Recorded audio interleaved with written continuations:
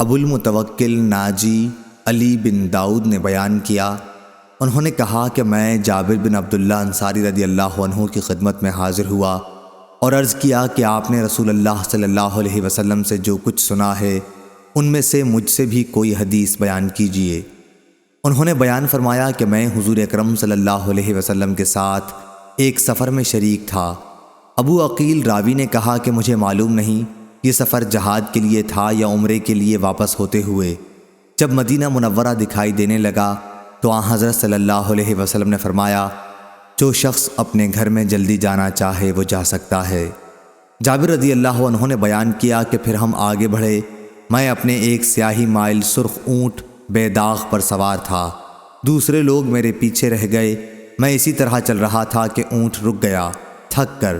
حضور اکرم صلی اللہ علیہ وسلم نے فرمایا، جابر اپنا اونٹ تھام لے۔ آپ نے اپنے کوڑے سے اونٹ کو مارا، اونٹ کود کر چل نکلا۔ پھر آپ نے دریافت فرمایا، یہ اونٹ بیچو گے؟ میں نے کہا ہاں۔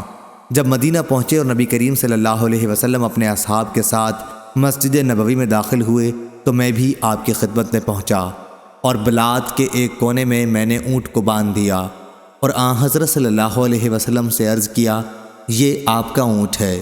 پھر آپ باہر تشریف لائے اور اونٹ کو گھمانے لگے اور فرمایا کہ اونٹ تو ہمارا ہی ہے۔ اس کے بعد آپ صلی اللہ علیہ وسلم نے چند اوقیہ سونا مجھے دلوایا اور دریافت فرمایا، تم کو قیمت پوری مل گئی؟ میں نے عرض کیا جی ہاں۔ پھر آپ نے فرمایا، اب قیمت اور اونٹ دونوں ہی تمہارے ہیں۔ صحیح بخاری حدیث نمبر 2861۔